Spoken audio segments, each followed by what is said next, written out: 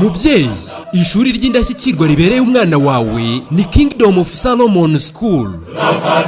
Muri Kingdom of Solomon School hari nasari ya mbere, iya kabiri n'iya gatatu ndetse na primeri kuva mu mwaka wa mbere kugeza mu wa gatandatu.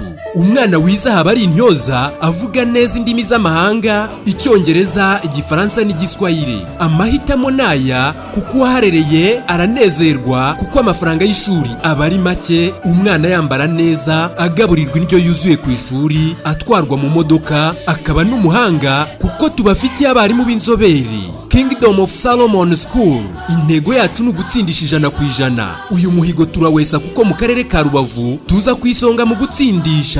Mubyeyi, zana umwana wawe mu ishuri ry'icyitegererezo Kingdom of Solomon School.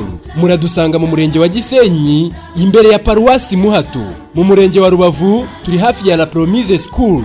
Mwaduhamagara kandi kuri 0781950819.